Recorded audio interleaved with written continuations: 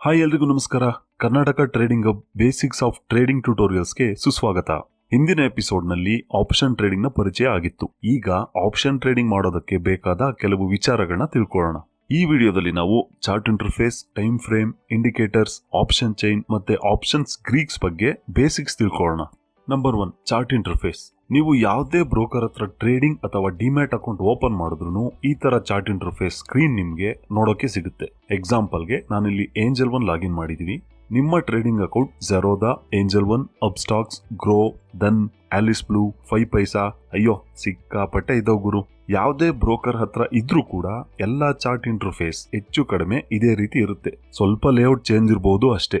ನಿಮ್ಮ ಹತ್ರ ಯಾವ್ದು ಅಕೌಂಟ್ ಇಲ್ಲ ಅಂತ ಅಂದ್ರೆ ಈ ವಿಡಿಯೋ ಡಿಸ್ಕ್ರಿಪ್ಷನ್ ಅಲ್ಲಿ ಲಿಂಕ್ಸ್ ಇದೆ, ಅದ್ರ ಮೂಲಕ ಬೇಗ ಓಪನ್ ಮಾಡ್ಬಿಡಿ. ಸದ್ಯಕ್ಕೆ ಬೇಕಿಲ್ಲದೆ ಇರೋದನ್ನೆಲ್ಲ ತಿಳ್ಕೊಂಡು ಟೈಮ್ ವೇಸ್ಟ್ ಮಾಡೋದು ಬೇಡ. ಸೊ ಸಿಂಪಲ್ ಆಗಿ ಕ್ವಿಕ್ ಆಗಿ ಎಷ್ಟು ಬೇಕೋ ಅಷ್ಟು ಮಾತ್ರ. ಮೊದಲನೇದಾಗಿ ನಿಮ್ಗೆ ಟಾಪ್ ಲೆಫ್ಟ್ ಅಲ್ಲಿ ಸರ್ಚ್ ಬಾರ್ ಇದೆ. ಇಲ್ಲಿ ನಿಮಗೆ ಬೇಕಾದ ಟ್ರೇಡಿಂಗ್ ಇನ್ಸ್ಟ್ರೂಮೆಂಟ್ ಅಂದ್ರೆ ಸ್ಟಾಕ್ಸ್ ಅಥವಾ ಇಂಡೆಕ್ಸ್ ನ ಸರ್ಚ್ ಮಾಡಿ ಅದರ ಚಾರ್ಟ್ಸ್ ನ ಲೋಡ್ ಮಾಡಬಹುದು. ಪ್ರತಿಯೊಂದಕ್ಕೂ ಅದರದೇ ಆದ ಸಿಂಬಲ್ಸ್ ಇರ್ತವೆ. ರಿಲಯನ್ಸ್ ಪವರ್ಗೆ ಆರ್ ಪವರ್ ಅಂತ, ನಿಫ್ಟಿ 50ಗೆ ನಿಫ್ಟಿ ಅಂತ, ಈಗೆಲ್ಲ ಪೂರ್ತಿ ಹೆಸರು ಟೈಪ್ ಮಾಡಿದ್ರು ಸಿಗುತ್ತೆ. ಈಗ ನಿಫ್ಟಿ 50 ಲೈವ್ ಚಾರ್ಟ್ ನ ಲೋಡ್ ಮಾಡೋಣ. ಈಗ ರೈಟ್ ಸೈಡ್ ಅಲ್ಲಿ ಪ್ರೈಸ್ ರೇಂಜ್ ನಿಮ್ಗೆ ನೋಡೋಕೆ ಸಿಗುತ್ತೆ. ಬಾಟಮ್ ಅಲ್ಲಿ ಡೇಟ್ ಅಂಡ್ ಟೈಮ್ ಇದೆ. ಕ್ಯಾಂಡಲ್ಸ್ ನಿಮ್ಗೆ ನಿಫ್ಟಿ 50 ಯಾವ್ಯಾವ ರೇಟ್ ನಲ್ಲಿ ಇತ್ತು, ಏನ್ ರೇಟ್ ನಡೀತಿದೆ ಅನ್ನೋದನ್ನ ತೋರಿಸುತ್ತೆ. ಲೆಫ್ಟ್ ಸೈಡ್ ಅಲ್ಲಿ ಸುಮಾರು ಟೂಲ್ಸ್ ಇದೆ. ಇವುಗಳನ್ನ ಯೂಸ್ ಮಾಡಿಕೊಂಡು ಲೈನ್ಸು, ಪ್ಯಾಟ್ರನ್ಸು, ಪ್ರಾಫಿಟ್ ಪ್ರೊಜೆಕ್ಷನ್ಸು, ಚಾರ್ಟ್ ಮೇಲೆ ಡ್ರಾಯಿಂಗ್ಸು, ಮೆಜರ್ಮೆಂಟ್ಸ್ ಗಳನ್ನ ಮಾಡಬಹುದು. ಎಲ್ಲಾನು ಅರ್ಧ ಗಂಟೆ ಟೈಮ್ ಕೊಟ್ಟು ನೀವೇ ಒಂದೊಂದೇ ನೋಡ್ತಾ ಹೋದ್ರೆ ಈಸಿಯಾಗಿ ಗೊತ್ತಾಗುತ್ತೆ. Number 2, time frame. ಇಲ್ಲಿ ನಿಮಗೆ ಟೈಮ್ ಫ್ರೇಮ್ ಸೆಲೆಕ್ಟ್ ಮಾಡ್ಕೊಳ್ಳೋಕೆ ಸಿಗುತ್ತೆ.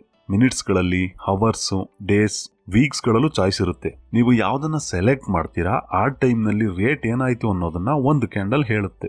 ಅಂದ್ರೆ ನೀವು 5 ಮಿನಿಟ್ಸ್ ಟೈಮ್ ಫ್ರೇಮ್ ಸೆಲೆಕ್ಟ್ ಮಾಡಿದ್ರೆ ಪ್ರತಿ 5 ನಿಮಿಷಕ್ಕೆ ಮಾತ್ರ ಒಂದು ಕ್ಯಾಂಡಲ್ ಇರುತ್ತೆ. ಹಾಗೇನೆ ನೀವು 1 ಡೇ ಟೈಮ್ ಫ್ರೇಮ್ ಸೆಲೆಕ್ಟ್ ಮಾಡಿದ್ರೆ ಒಂದು ಇಡೀ ದಿನಕ್ಕೆ ರೇಟ್ ಏನಾಯ್ತು ಅಂತ ಮಾತ್ರ ಒಂದು ಕ್ಯಾಂಡಲ್ ತೋರಿಸುತ್ತೆ. ಟೈಮ್ ಫ್ರೇಮ್ ಅನ್ನೋದು ನಾವು ಯಾವ ತರ ಟ್ರೇಡಿಂಗ್ ಮಾಡ್ತೀವಿ ಅನ್ನೋದ್ರ ಮೇಲೆ ಡಿಪೆಂಡ್ ಆಗಿರುತ್ತೆ. ಅಂದ್ರೆ ಡಿಫ್ರೆಂಟ್ ಟೈಪ್ಸ್ ಆಫ್ ಟ್ರೇಡಿಂಗ್ ಗೆ ಡಿಫ್ರೆಂಟ್ ಟೈಮ್ ಫ್ರೇಮ್ ನ ಸೆಟ್ ಮಾಡಬೇಕಾಗುತ್ತೆ. ಹಾಗಾದ್ರೆ ಯಾವ್ಯಾವ ಟ್ರೇಡಿಂಗ್ ಗೆ ಯಾವ್ಯಾವ ಟೈಮ್ ಫ್ರೇಮ್ ಬೆಸ್ಟ್ ಅನ್ನೋದನ್ನ ನೋಡೋಣ ಬನ್ನಿ.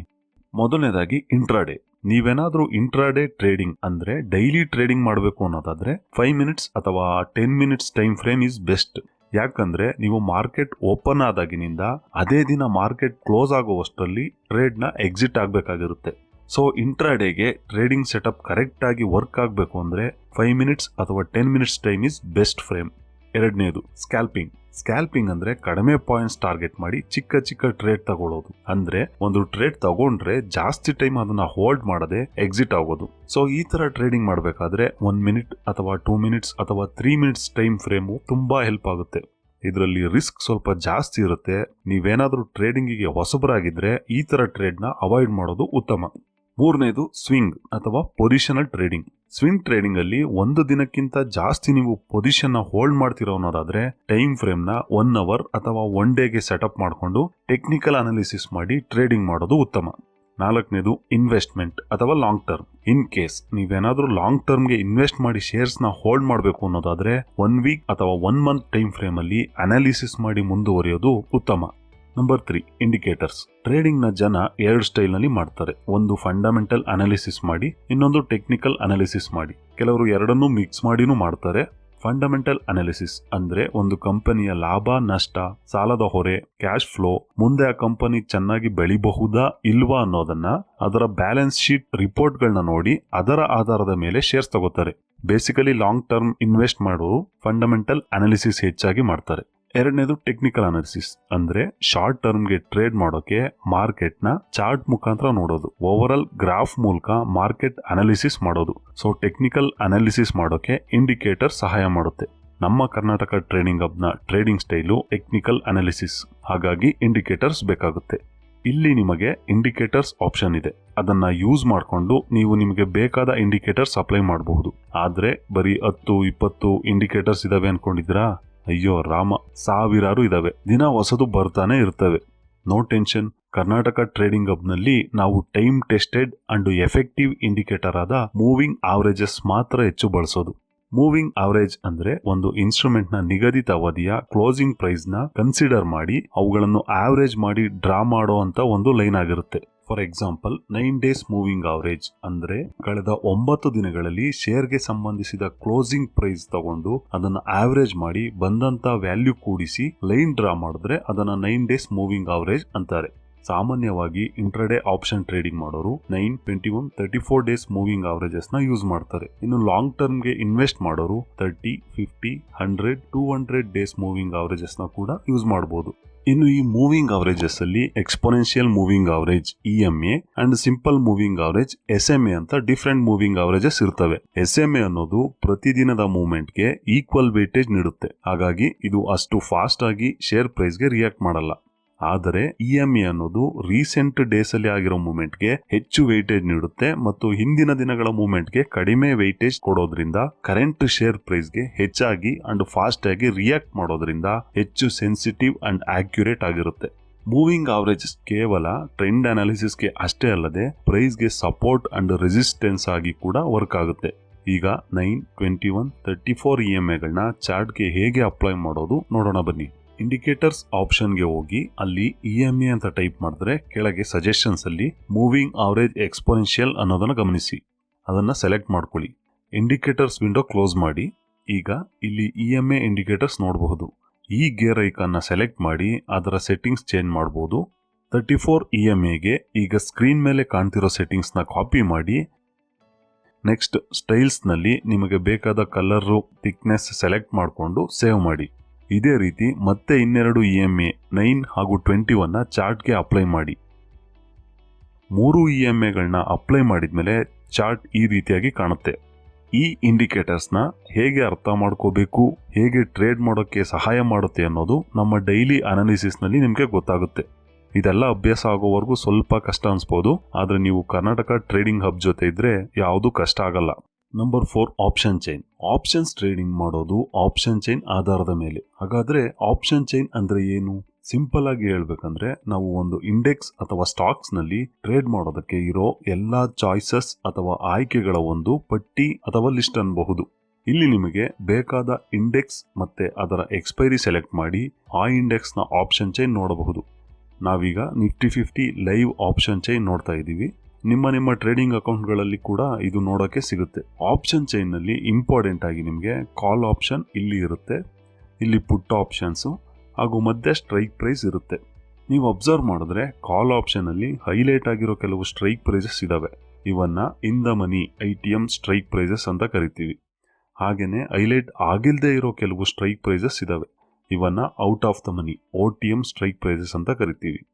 ಅದೇ ರೀತಿ ಪುಟ್ ಆಪ್ಷನ್ಸ್ ಅಲ್ಲಿ ಕೂಡ ಹೈಲೈಟ್ ಆಗಿರೋ ಸ್ಟ್ರೈಕ್ ಪ್ರೈಸಸ್ ನ in the money ITM strike prices ಅಂತ ಕರಿತೀವಿ. ಮತ್ತೆ ಹೈಲೈಟ್ ಆಗಿಲ್ಲದೆ ಇರೋ ಸ್ಟ್ರೈಕ್ ಪ್ರೈಸಸ್ ನ out of the money OTM strike prices ಅಂತ ಕರಿತೀವಿ.